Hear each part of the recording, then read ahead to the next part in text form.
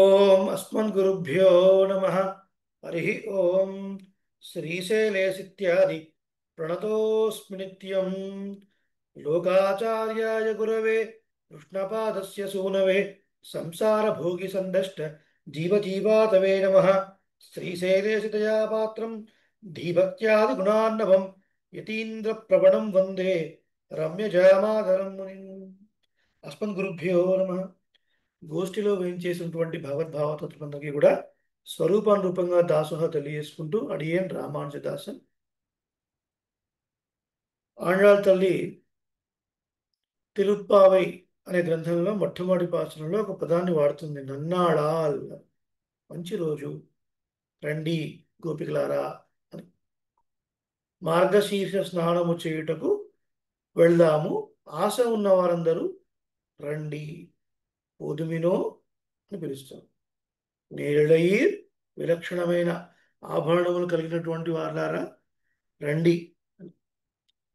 తిరుప్పావై 30 పాసురాలని భూతద్దం పెట్టి చూసిన, తిరుప్పావై 30 పాసురాల్లో వ్యాఖ్యానాలను జల్లెడ బట్టి చూసిన, ఎక్కడా మీకు స్నానం చేసినట్టుగా కనిపించదు.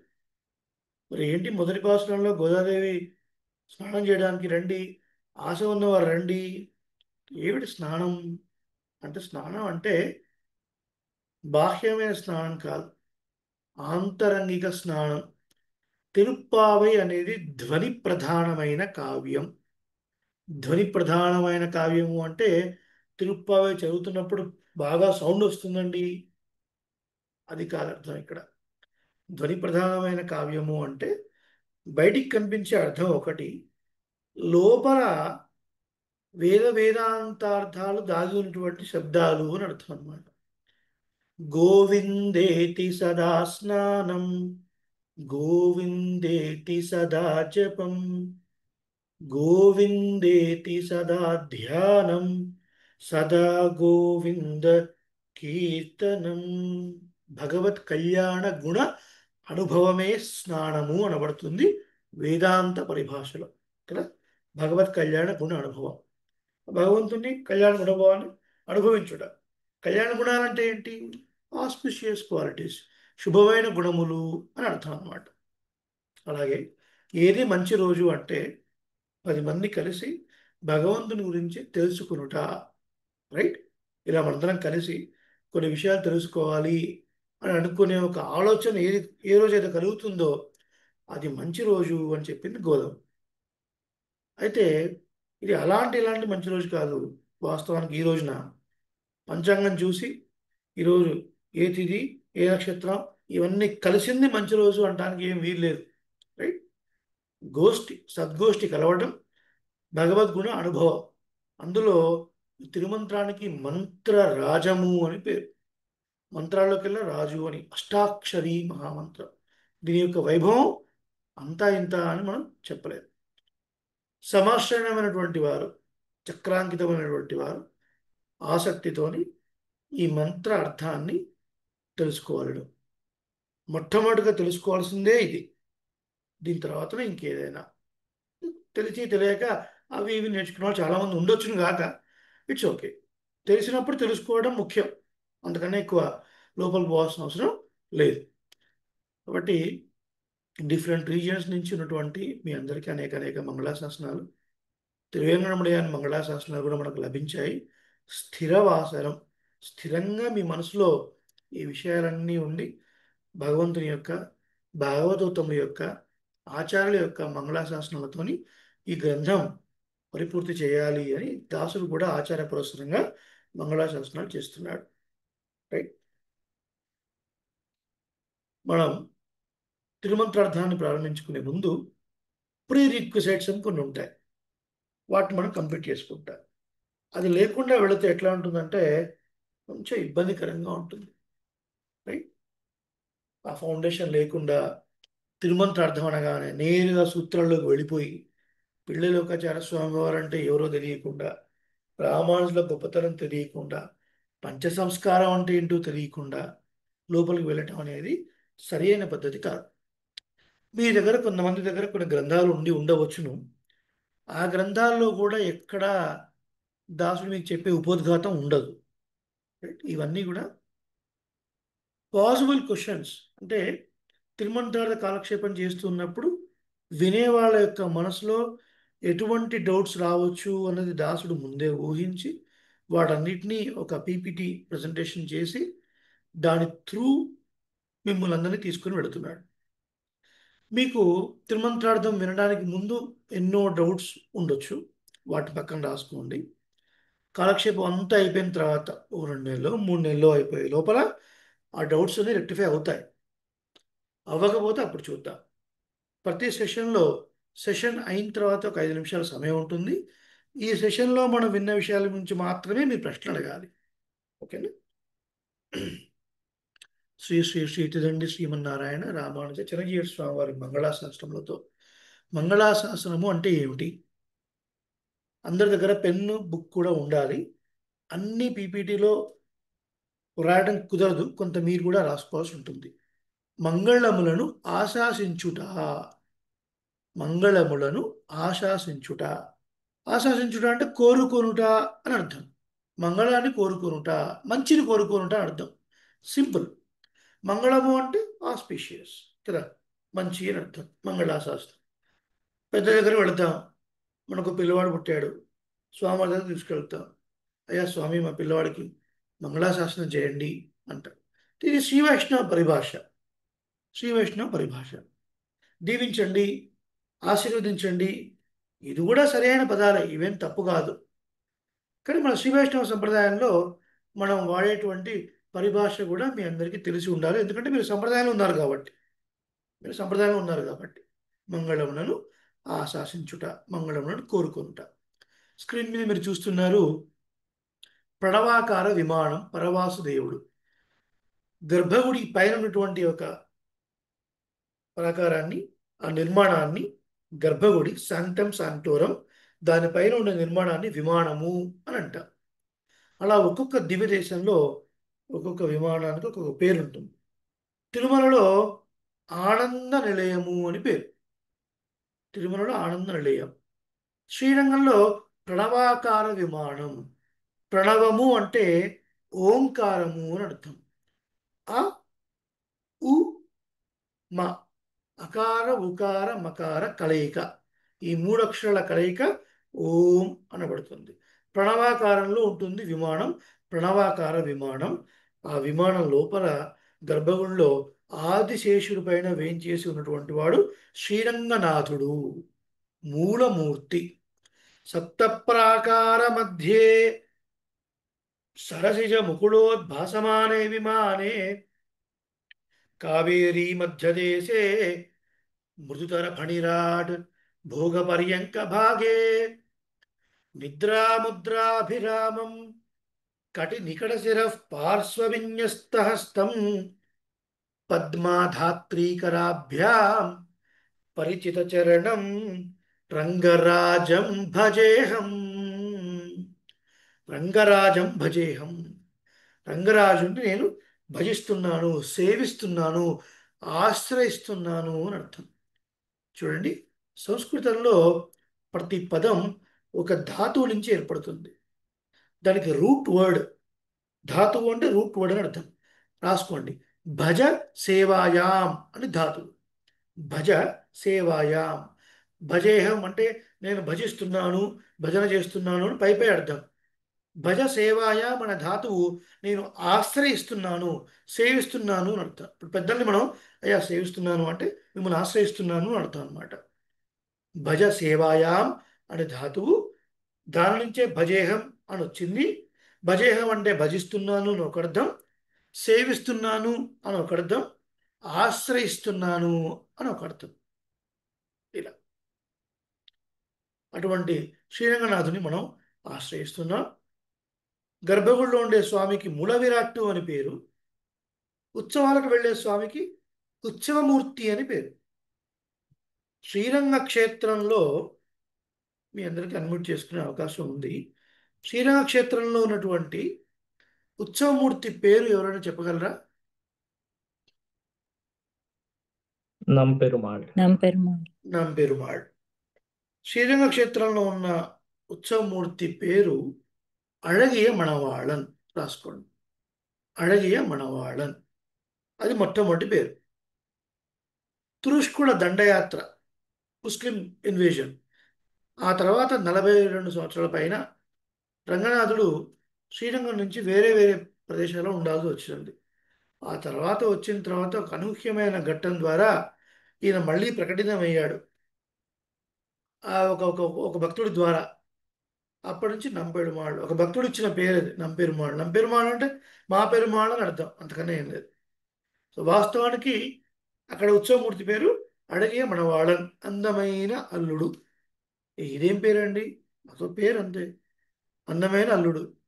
ఎందుకు అందమైన అల్లుడు? ఈయన ఎవరిని వివాహం చేసుకున్నాడు? గోదాదేవిని వివాహం చేసుకున్నాడు. ఎవరి గోదాదేవి? పెరియాళ్వార్ పుత్రిక. పెరియాళ్వార్ కూతురు గోదాదేవి. పెరియాళ్వార్ కూతురు గోదాదేవిని చేసుకుని రంగనాథుడు అల్లుడు అవుతాడు. అడగే మనవాళ, అందమైన మల్లుడు. సింపుల్. ఆ తర్వాత ఒక జరిగిన ఘట్టం ద్వారా ఈయన ప్రకటితమయ్యాడు కాబట్టి అది ఎప్పుడన్నా సందర్భంలో చెప్పుకుందాం.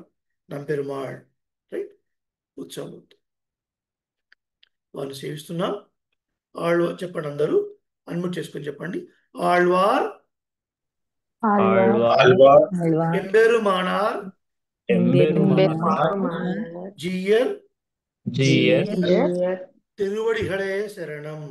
తిరువడిగలే శరణం. శరణం. ఈ మన సంప్రదాయంలో మనం ఏ ప్రబంధం సేవించినా కాలక్షేపాల ముందు ఈ మాట చెప్తారు.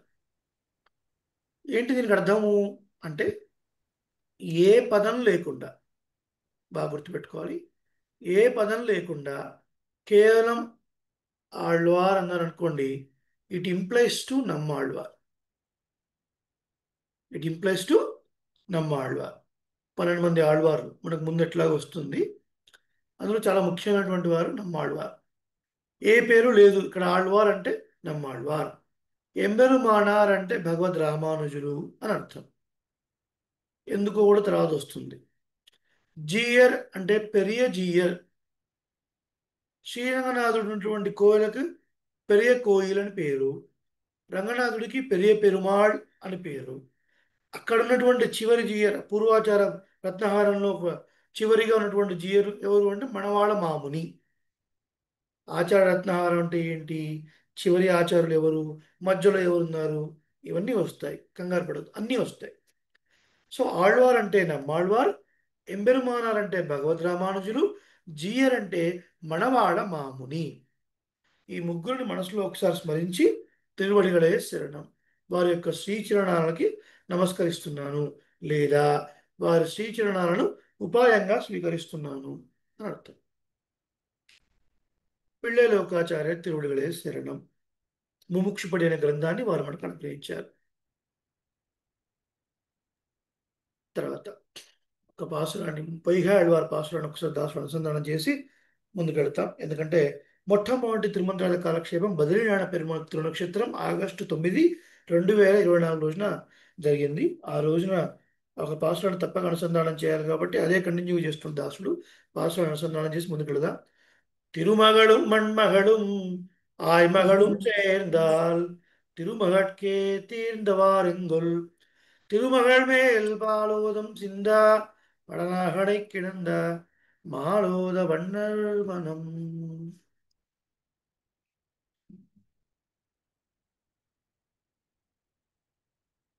తిరుమంత్రార్థము లేదా ముముక్షు పడి అని అంటున్నాం మనం.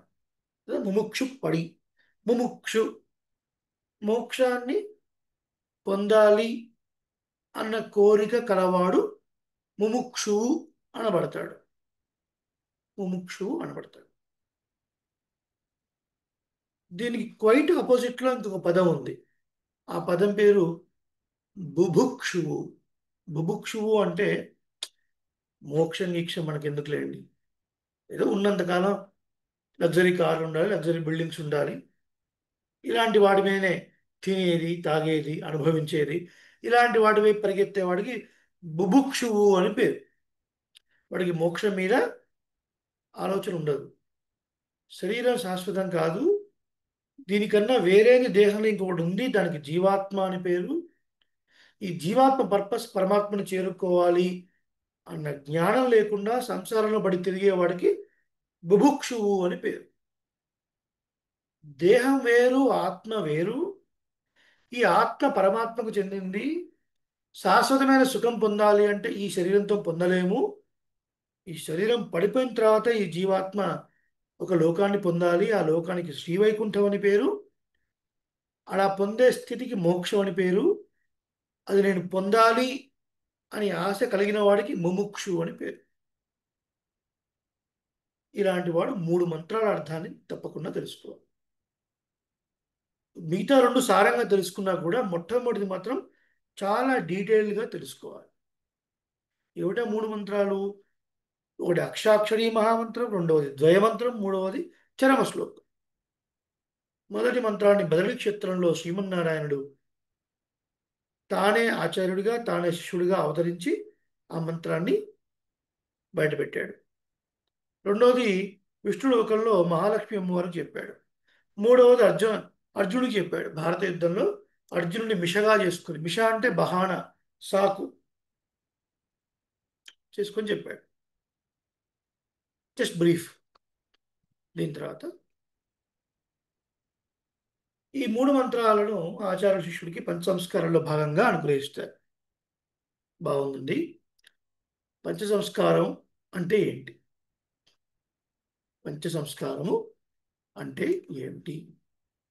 కొద్దిగా మన సెషన్స్ ఇంటరాక్టివ్గా ఉంటాయి కాబట్టి మీరు కూడా ఎవరైనా అన్మ్యూట్ చేసుకుని ఎవరైనా ఒకరు స్క్రీన్ మీద మీకు ఏం కనబడుతుందో అది చదివే ప్రయత్నం చేయండి.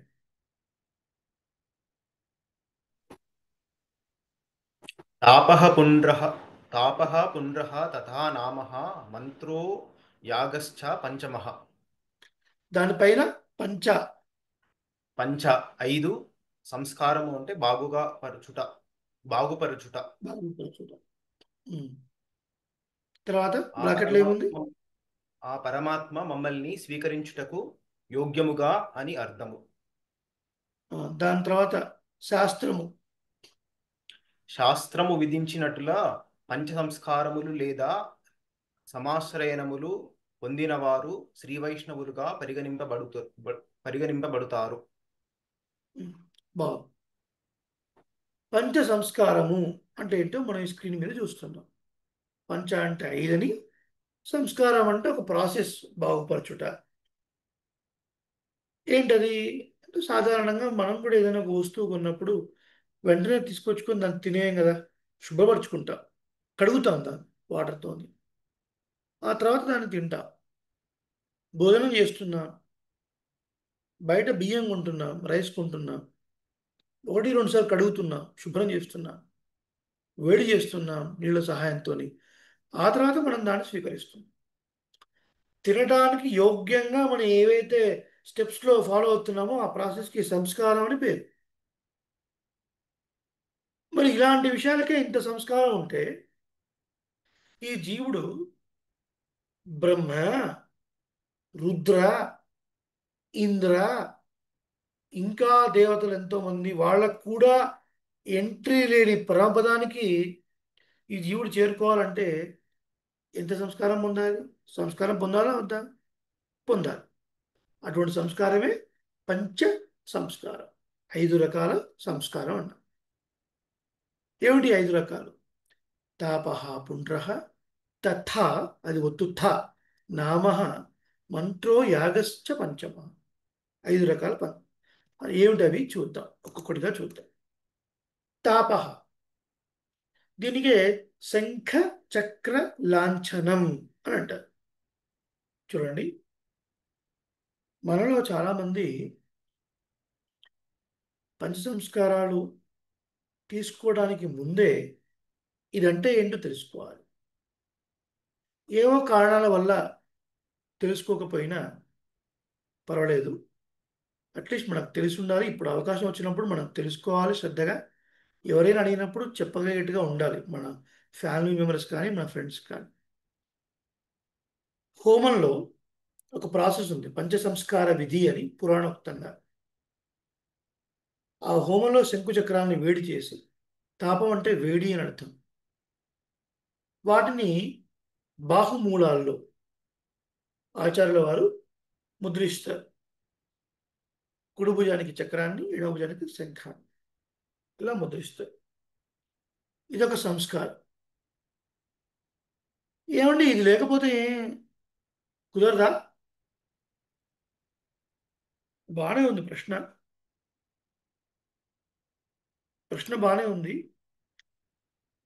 కానీ ఒక చిన్న రాజకీయ పార్టీలోనే జాయిన్ అయితే ఆ పార్టీ కార్యకర్త వాడు సైకిల్కి జెండా పెట్టుకుంటాడు, వాడు బండికి పెట్టుకుంటాడు, వాడు కారుకి పెట్టుకుంటాడు, ఆ పార్టీ కన్నా మెళ్ళో వేసుకుంటాడు కదా. ఇంత పెద్ద భూగోళంలో మనం ఉన్న ప్రాంతంలో మన పార్టీ నాయకుడు చాలా చిన్నవాడు. అటువంటి వాడి పార్టీలో జాయిన్ అయినందుకే you want to exhibit that you belongs to him. అఖిలాండ కోటి బ్రహ్మాండ నాయకుడైనటువంటి శ్రీమన్నారాయణ చెందినవాడివి నువ్వు అనుకున్నప్పుడు స్వామికే చెందిన అసాధారణ చిహ్నాలు, చిహ్నము అనకూడదు దాన్ని. హా కింద నా వస్తే దాని హ్నా అనకూడదు, చిహ్నము అనకూడదు, చిహ్నము అనాలి. శిక్ష అని ఒక శాస్త్రం ఉంది వేదాంగాల్లో. 4 వేదాలు: శిక్ష, వ్యాకరణం, ఛందస్సు, నిరుక్తం, జ్యోతిషం, కల్పం. 4 వేదాలు, 6 వేదాంగాలు, 4 ఉపాంగాలు: మీమాంసా శాస్త్రం, ధర్మశాస్త్రం, ఇతిహాస పురాణాలు. ఈ 14ని చతుర్దశ విద్యలు అంటారు. ఇందులో ఒకటి శిక్షా శాస్త్రం. ఇది అక్షరాలను ఎట్లా పలకాలి తెలియజేస్తుంది. హా కింద నా, నా, మా వచ్చినప్పుడు ముందు ఆ ఒత్తునే పలకాలి.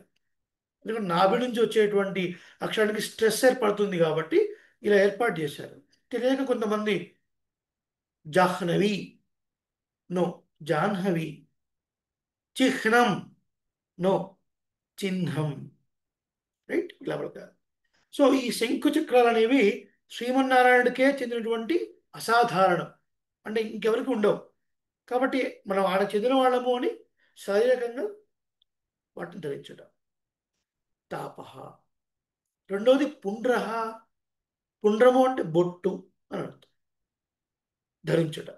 తిరుమణ కాపు మనం ధరిస్తున్నాం, మగవాళ్ళం తిరుమణ కాపు ధరించాలి. ఏం చెప్తుంది తిరుమణ కాపు? స్వామి పాదాలను తెలియజేస్తుంది అన్నారు.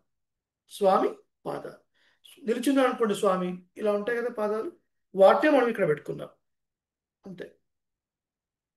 మధ్యలో ఉన్నది మహాలక్ష్మికి సూచితం, మహాలక్ష్మి అమ్మవారికి సూచితం. ఎందుకు? కేవల నారాయణుడు మనకు ఆరాధన యోగ్యం కాదు, మన సంప్రదాయం కానే కాదు. మన సంప్రదాయం శ్రీ సంప్రదాయం, మన సంప్రదాయం శ్రీ వైష్ణవ సంప్రదాయం.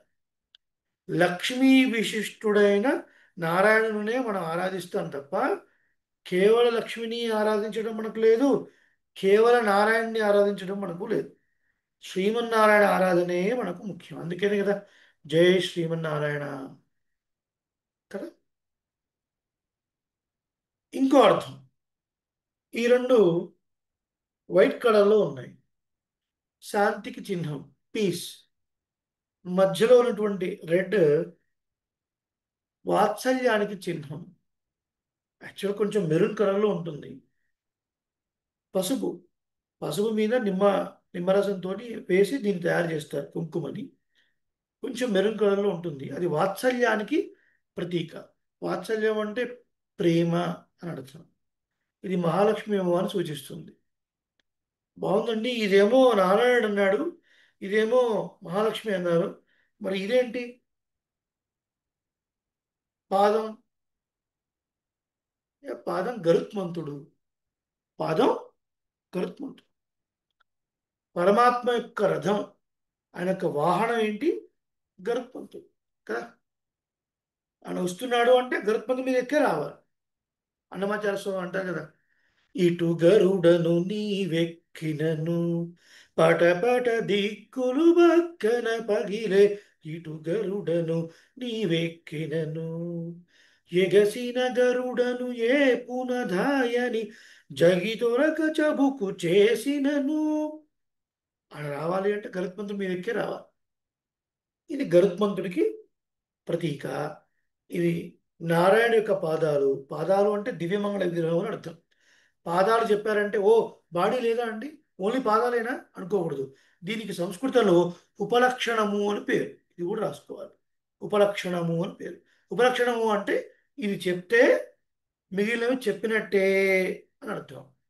ఇది చెప్తే మిగిలినవి చెప్పినట్టే అని అర్థం. కాబట్టి పాదాలు చెప్పారు అంటే స్వామి యొక్క దివ్యమంగళ విగ్రహం ఇక్కడ ఉన్నట్టే అని భావించాలి. మహాలక్ష్మి వారు ఉన్నట్టే భావించాలి. గరుత్మంతుడు ఉన్నట్టే భావించాలి. That's the reason we say face is the index of your mind, isn't it కదా. కాబట్టి ఇలా ఇలా ఊర్ధ్వపుండ్ర దానం చేసినటువంటి వారు చూస్తే సాక్షాత్తు శ్రీమన్నారాయణుడు గరుత్మంతుడు ఆ శ్రీవైకుంఠం అంతా కనబడినట్టే. అందుకే మనకు శాస్త్రంలో ఒక మాట ఉంది. ఏ మాట? వైష్ణవే వైష్ణవం దృష్ట్వా దండవత్ ప్రణమేద్ భువి. ఒక వైష్ణవుడు ఇంకొక వైష్ణవ స్వామిని చూసినప్పుడు దండవత్, దండం అంటే స్టిక్ అని అర్థం.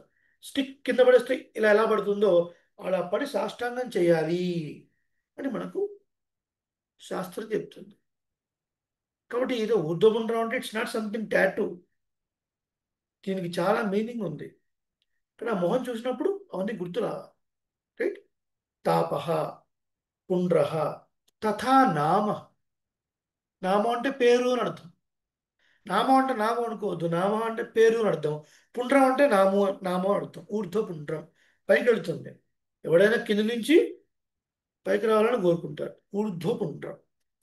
ద్వాదశ ఊర్ధ్వ పుండ్రాలు ధరించాలి సంప్రదాయం ప్రకారంగా. 12 ప్లేసెస్లో, లేదు 3 చోట్ల, లేదు ఒక చోట్ల.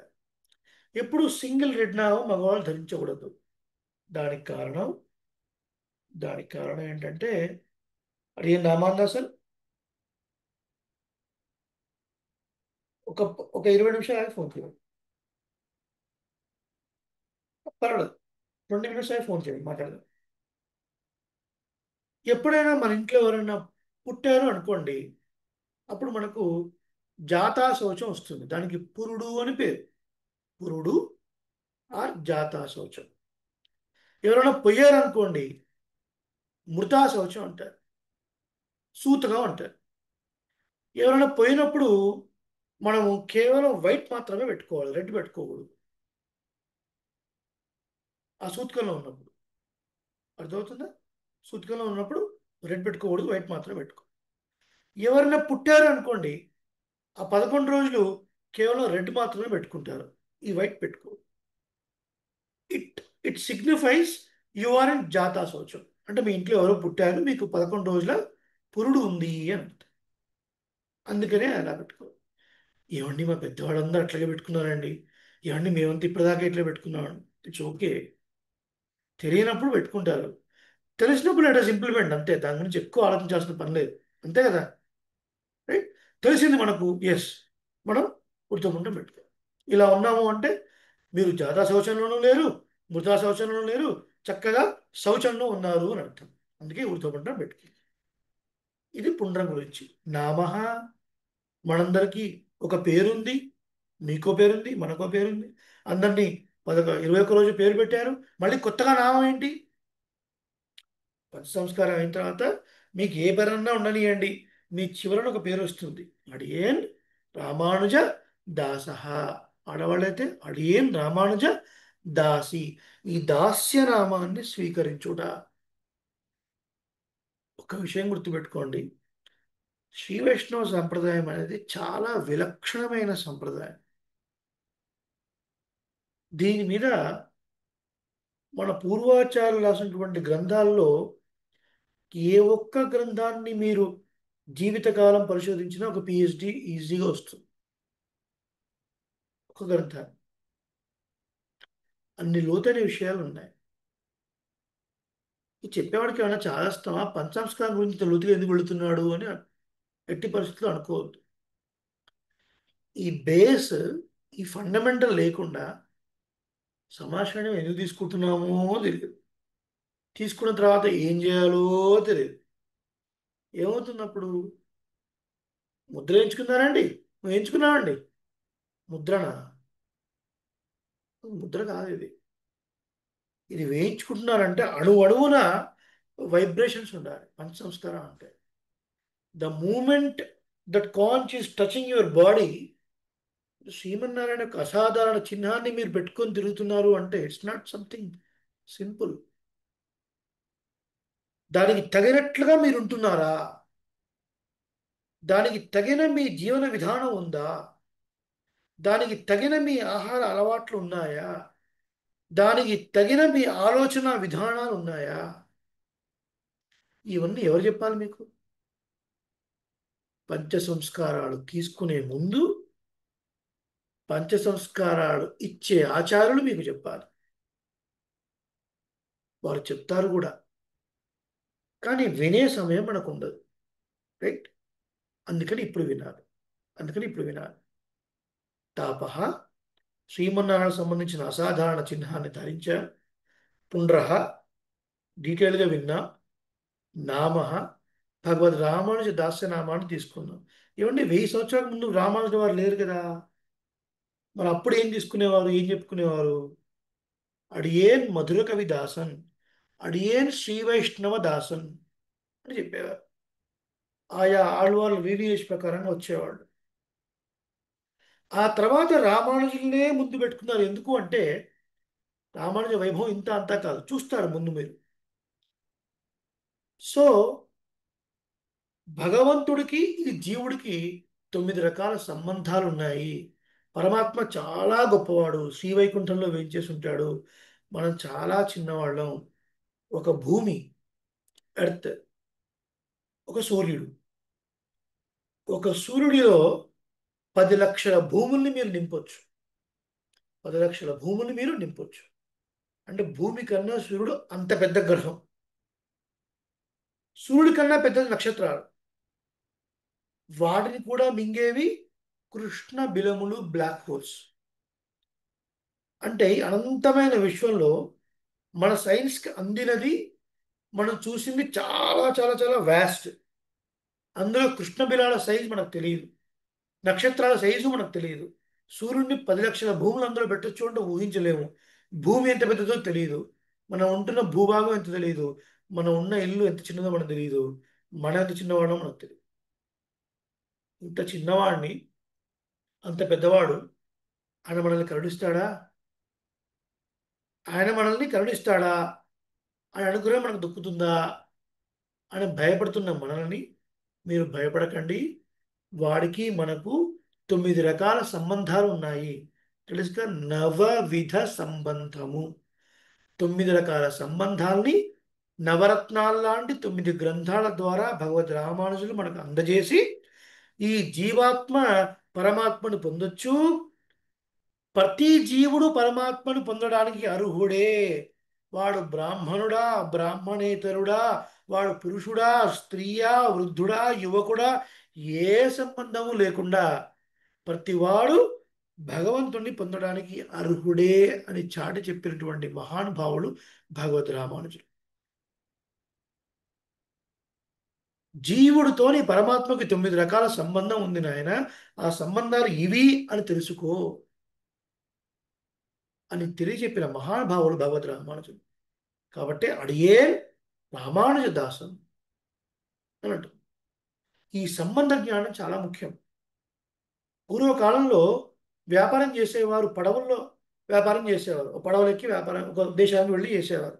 ఒక వజ్రాల వ్యాపారి ఆయన పడవలెక్కి వ్యాపారానికి వెళ్ళాడు. ఆ సమయంలో గర్భవతి. ఈయన వెళ్ళాడు వ్యాపారానికి, ఓ 20 ఏళ్ళ దాకా రాలేదు. ఆ సమయంలో ఒక 6 నెలలకి ఈమె బిడ్డని ప్రసవించింది, మగ శిశువు. పెద్దవాడయ్యాడు. ఇతను కూడా తన పూర్వీకుల వ్యాపారాన్ని కంటిన్యూ చేస్తున్నాడు. ఇతను ఒక పడవ వేసుకొని వ్యాపారానికి వెళ్ళాడు. అనుకోకుండా ఆ తండ్రి ఉన్న ప్రదేశానికి ఇతను కూడా వెళ్ళాడు. ఒక చోట మార్కెట్, ఒక వ్యాపారం చేసుకోవాలి. ఒక దగ్గరకు వచ్చి నేను పెట్టుకుందాం అనుకున్నాడు తండ్రి. ఆ సమయంలో ఈ పిల్లవాడు కూడా వచ్చి నేను పెట్టుకుంటాను అని వ్యాపారం పెట్టుకున్నాడు. ఈ స్థలం నాది అన్నాడు తండ్రి. లేదా నేను ముందు వచ్చాను అన్నాడు కొడుకు. నేనంటే నేను అనుకున్నారు. వీడోడు వాడికి తెలియదు, వాడోడు వీడికి తెలియదు. ఇద్దరు కత్తులు తీసి చంపేస్తానన్న దాకా వచ్చారు. ఒకరినొకరు చంపుకునే దాకా వచ్చారు. ఆ సమయంలో వీరిద్దరి గురించి తెలిసినటువంటి ఆ ఊరి ఆయన ఎందుకో ఆ దేశంలో తిరుగుతున్నాడు. వెంటనే చూసి ఏ ఆగండి ఆగండి అన్నాడు. కత్తులు కింద పడేయండి ఫస్ట్ మీరు అన్నాడు. ఎవరయ్యా మీరు అన్నారు. ఏమయ్యా మర్చిపోయా, నువ్వు ఎప్పుడో వ్యాపారం కోసం 20 ఏళ్ళ క్రితం వచ్చావు. ఆ సందర్భంలో నీ భార్య గర్భవతి. ఈ పిల్లవాడు మీ కొడుకయా అని ఈ వ్యాపారి తెలిసినటువంటి ఆ ఊరి ఆయన చెప్పాడు. ఈయన మీ తండ్రయ్యా అని ఈయన చెప్పాడు. అంటే ఇద్దరికి తెలిసినటువంటి ఒక వ్యక్తి వచ్చి వీళ్ళిద్దరి సంబంధాన్ని చెప్పాడు. చెప్పగానే కత్తులు పక్కన పడేసి ఇద్దరు ఒకటే ఏడుస్తూ కౌలించుకొని, ఆ నువ్వు వ్యాపారం పెట్టుకో అంటే నువ్వు వ్యాపారం పెట్టుకో అన్నారు. అప్పటిదాకా ఏమైంది? ఒక 5 నిమిషాల ముందు చంపేస్తానని ముందుకు వచ్చారు. సంబంధం తెలిసిన తర్వాత పరిస్థితి ఇది. కాబట్టి అలా జీవాత్మ సంబంధం, పరమాత్మ సంబంధం, పరమాత్మ వైభవం జీవుడికి, జీవుడి యొక్క విశేషాన్ని పరమాత్మకి చెప్పేవాడు ఘటికుడు, వాడే ఆచార్యుడు. కాబట్టి ఆచార్య అనే పదం భగవద్ రామానుజులకు వర్తిస్తుంది. ఆయనకు మాత్రమే వర్తిస్తుంది. మిగతా వాళ్ళను మనం ఆచార్యులుగా స్వీకరిస్తున్నాము అంటే దట్ ఈస్ ఔపచారికం, అంటే గౌరవార్థంగా మనం, వారు ఇప్పుడు లేరు కదా మన మధ్యలో, కాబట్టి వారి స్థానంలో మనం వీరిని ఊహించుకుంటున్నాము, అలా గౌరవిస్తున్నాము వాళ్ళతో. కాబట్టి ఈ సంబంధాన్ని మనకు తెలియజేస్తున్నారు భగవద్ రామానుజులు. కాబట్టి అడియేన్ రామానుజదాసన్, ఇగో ఈ పదాన్ని మీ అనడంలో ఇంత వృత్తాంతం ఉంది. రైట్? తాపః పుండ్రః తథా నామః, తర్వాత మంత్రః. రైట్? మంత్రోపదేశం. సంస్కార సమయంలో ఆచార్య ద్వారా మన మంత్రాన్ని తీసుకుంటాం. మంత్రం అంటే ఏంటి? దేన్ని బాగా మన మనసులో ధ్యానించడం వల్ల అది మనం రక్షిస్తుందో, దేనిని మనము మనసులో అనేక మార్లు ధ్యానించడం ద్వారా, జపించడం ద్వారా అది మనల్ని రక్షిస్తుందో దానికి మంత్రం అని పేరు. మంతారం త్రాయతే ఇది మంత్ర, లేదా మననేన త్రాయతే ఇది మంత్ర అని అర్థం. ఈ పంచ సంస్కారాల సమయంలో మనకు మంత్రాలు ఇస్తారు. తిరుమంత్రం, ద్వయమంత్రం, చరమ శ్లోకం ఆచార్యులు మనకు ఉపదేశం చేస్తారు. చాలా గొప్పమైనటువంటి మంత్రాలు. ఈ మంత్రం తీసుకోవడం వల్ల ఏం జరుగుతుంది అంటే మోక్షం పొందడానికి ఒక మార్గం.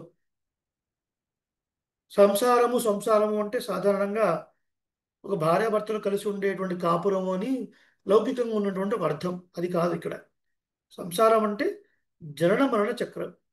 పుట్టడము, కర్మలు చేయటము, దాని ద్వారా మళ్ళీ ఇంకేదో జన్మ తీసుకోవడం. మంచి పనులు చేస్తే ఇంకొక సుఖం అనుభవించడం కోసం మళ్ళీ జన్మ, చెడు పనులు చేస్తే కష్టాలు అనుభవించడం కోసం మనకు జన్మ. ఇది నడుస్తూనే ఉంటుంది, పరంపర. దీనికి సంసార చక్రం అని పేరు. దీని నుంచి బయటికి రావాలంటే మన వల్ల మనం రాలేము, ఒకళ్ళు లాగాలి. అడవుల్లో ఊబి అని ఉంటుంది, ఓఓబిఐ. దాన్ని ఇంగ్లీష్లో ఏమంటారో నాకు తెలియదు. ఊబిని, ఆ ఊబిలో పడిపోతే కిందికి పోతూనే ఉంటాడు, వాడు పైకి రాలేడు. ఊబి అంటే ఏం లేదు, థిక్కెస్ట్ మడ్ అనమాట, బురద. అందులో పొరపాటు పడిపోయాడు అనుకోండి, వాడు ఎంత పైకి చేసినా ఇంకా రాలేడు పైకి. ఎవడో ఒకడు ఒక స్టిక్ కానీ ఒక తాడుని కానీ విసిరేసి ఒకడు పైకి లాగాలి. ఈ సంసార చక్రం కూడా అంతే. మనందరం మనం పైకి రాలేము, ఒక ఆచార్యుడు చెయ్యి అందించి పైకి లాగాలి. అదే ఈ మంత్రం, ఆచార్యుడి ద్వారా మనం పొందే మంత్రం. ఈ 3 మంత్రాలు ఉపదేశం అవడం మాత్రమే కాదు, దీన్ని జపించడం మాత్రమే కాదు, మంత్రార్థం కూడా తెలుసుకోవాలి. అదే ముఖ్యం.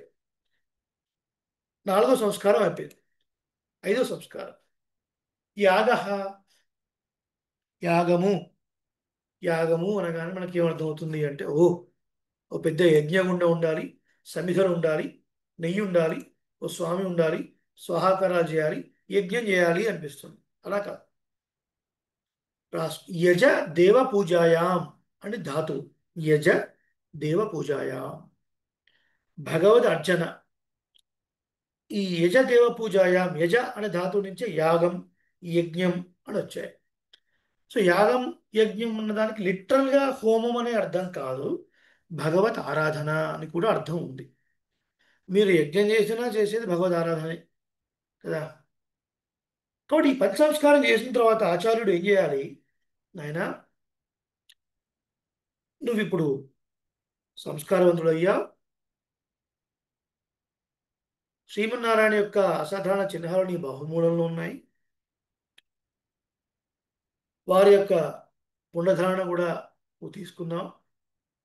భగవద్ రామానుజ దాస్యనామం నీకు వచ్చింది. మంత్రాన్ని కూడా నీకు ఉపదేశించాను నీకు. నువ్వు నిత్యం తిరువారాధన చేయాలి. తిరు ప్లస్ ఆరాధన తిరువారాధన. ద్రావిడంలో సంధులు వేరు, తెలుగులో సంధులు వేరు. సంధి రెండు పదముల కలయిక కదా. ఇక్కడ తిరు ప్లస్ ఆరాధన తిరు మన సంప్రదాయంలో తిరు బై డిఫాల్ట్. తిరు అంటే మహాలక్ష్మి సూచిస్తుంది. తిరు అంటే మంగళకరమైన మంగళకరమైన అని అర్థం. తిరువారాధన రైట్ చేయాలి అని ఆ ఆచార్యులు ఒక భగవన్మూర్తిని ఇస్తారు. పూర్వకాలంలో ఉన్నటువంటి సిస్టమ్ ఇది. ఇప్పటి కాలంలో మాకు ఇవ్వలేదండి అని మీరు ఆచార్యులు నిందించొద్దు. మీరు ఎట్లా ఉన్నారు, మిమ్మల్ని చూసి పరీక్షించి ఎప్పుడో ఒకసారి ఇస్తారు వారే. ఇలా మీరు తిరువారాధన చేసుకోవాలి అని తిరువారాధన కూడా నేర్పిస్తారు ఆచార్య. ఈ 5 పంచ సంస్కారములు అనబడతాయి. ఈ 5 పంచ సంస్కారములు అనబడతాయి. ఈరోజు మనం ఇక్కడితో ఆపుకుందాం. రేపటి రోజున ద్వితీయ విఘ్నం అసలే కూడదు. ఏ పనులున్నా మానుకోవాలి. వారంలో 2 రోజులు, రోజుకు 1 గంటే. ఇది జీవాత్మ ఉజ్జీవించుట కొరకు.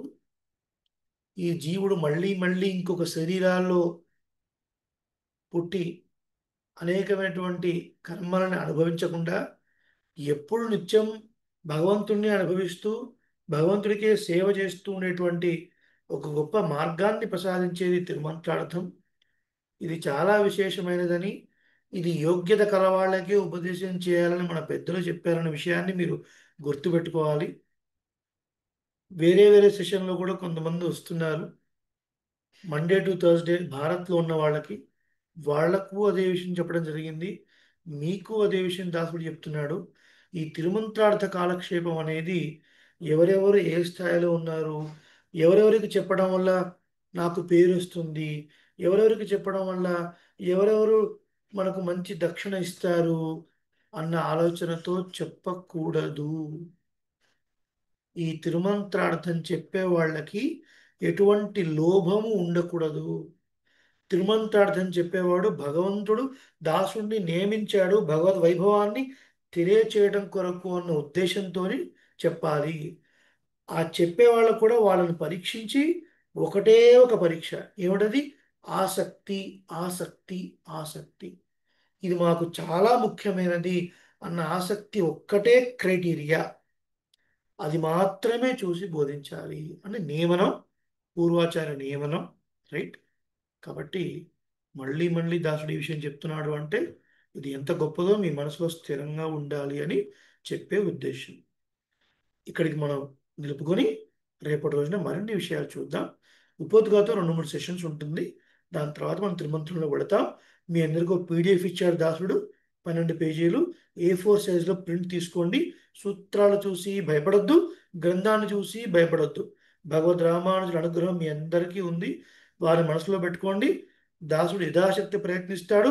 ప్రతి సూత్రం మీరు తప్పులు లేకుండా చెప్పగలరు చెప్పగలరు చెప్పగలరు. రైట్. త్రిమంత్రార్థం అంతా సూత్రం వ్యాఖ్యానం, సూత్రం వ్యాఖ్యానం ఇలాగే సాగుతూ ఉంటుంది. ఓకేనా? అందరూ సెషన్లో అట్లాగే ఉండండి. శ్రీమతే రమ్య మాతృమునీంద్రాయ మహాత్మనే శ్రీరంగవాసినే భూయాత్ నిత్యశ్రీ నిత్యమంగళం. లోకాచార్యాయ గురవే కృష్ణపాదస్య సూనవే సంసార భోగి సందష్ట జీవజీవాతవే నమః. శ్రీశైలశదయాపాత్రం ధీభక్త్యాదిగుణార్ణవం యతీంద్ర ప్రవణం వందే రమ్య మాతరం ముని ఆళ్వారిన్ పెరుమానార్జీయ తిరువడిగలే శరణం. మీ అందరికీ అడ్మిట్ చేసుకునే అవకాశం ఉంది. ఇప్పటివరకు జరిగిన సెషన్లో మీకు ఏదైనా సందేహాలు ఉంటే అడగొచ్చు.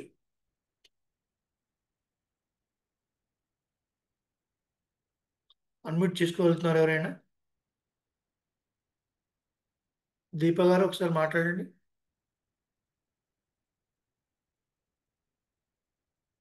అన్మ్యూట్ రావట్లేదా? ఒక్క నిమిషం, ఇప్పుడు ట్రై చేయండి. చేస్తున్నాను. చెప్పిన విషయాలన్నీ స్పష్టంగా వినిపించాయా? బాగా అర్థమైందా? జస్ట్ ప్రభు ఒక్కసారి తిరువారాధన అంటే చెప్పరా ఒకసారి మనకు? ఆ, తిరు ప్లస్ ఆరాధన ఈజ్ ఈక్వల్ టు తిరువారాధన. రెండు పదాల కలయిక. భగవంతుని ఆరాధన చేయటం, భగవద్ ఆరాధన. మనం ఏ పదాన్ని మనం ప్రయోగించినా మన సంప్రదాయంలో తిరు అనేది ముందు ఉంటుంది. తిరు అంటే మహాలక్ష్మి అని ఒక అర్థం, తిరు అంటే మంగళకరమైన అని అర్థం. మన సంప్రదాయం కూడా తిరు సంప్రదాయం, శ్రీ సంప్రదాయమే కదా, అలా అన్నమాట. పెరమాణం చెప్పినప్పుడు కూడా మనం తిరుమాల్ అని చెప్తాం. తిరుమాల్ శ్రీమన్నారాయణుడు, తిరుమాలే గొప్ప వాత్సల్యం కలిగినటువంటి స్వామి, అలా చెప్తాం అనమాట. సో తిరువారాధన అంటే భగవద్ ఆరాధన. స్వామి పనికుమార్, తిరుపి మీరు మంగళము అని అన్నారు కదా, తిరువారాధన అంటే మంగళ ఆరాధన, మంగళకరమైన మంగళకరమైన గొప్పదైన గొప్ప. శ్రేష్టమైన రకరకాల అర్థాలు ఉంటాయి.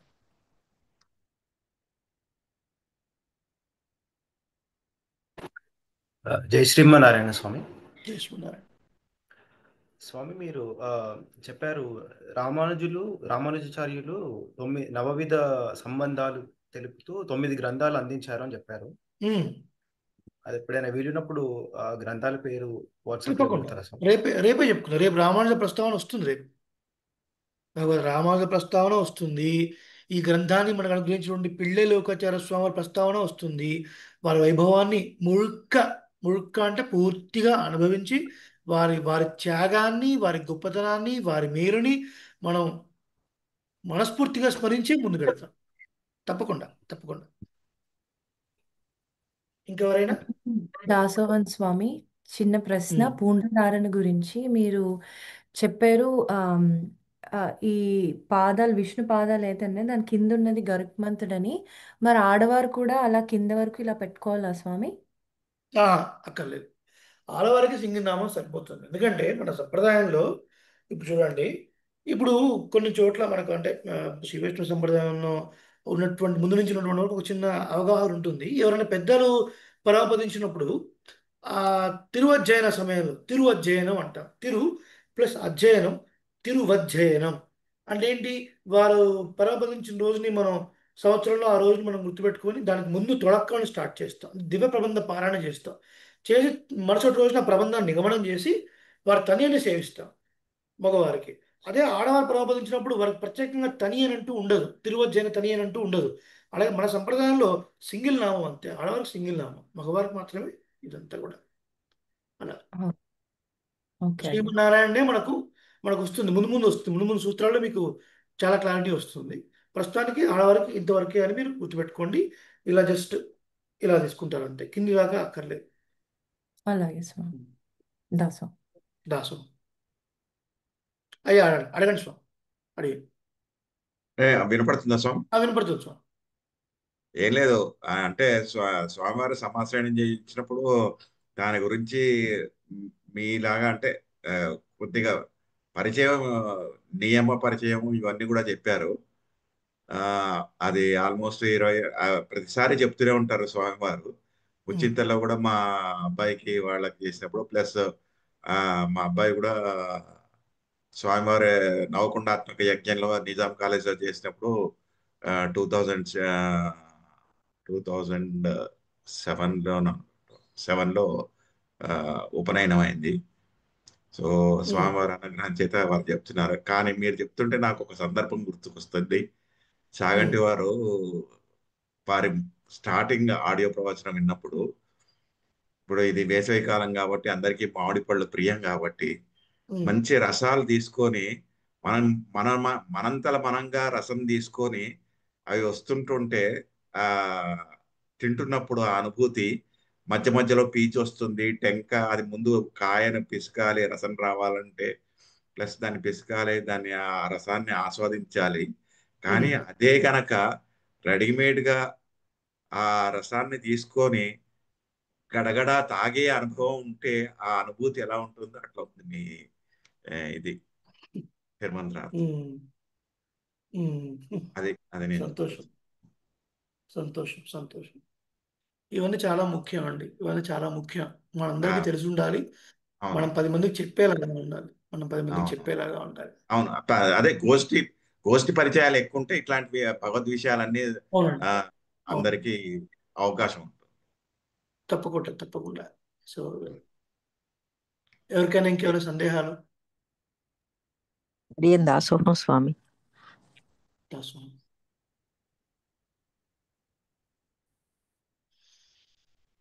అందరికీ స్పష్టంగా వినిపించిందా? అన్ని అర్థమయ్యాయా? ఆ, అడిగి అడిగి అడిగే సంతోషం సంతోషం. రేపటి రోజున మళ్ళీ 5:55 IST, అంటే మీ ఇక్కడ మెల్బోర్న్ వాళ్ళకి 10:25 కలుద్దాం. శ్రీమతే రామానుజాయ నమః. అడియన్ రామానుజదాస్. అడియన్ రామానుజన్. అడియన్ రామానుజన్. జై శ్రీమన్నారాయణ స్వామి. జయ జై శ్రీ శ్రీరామ్. జై శ్రీమన్నారాయణ.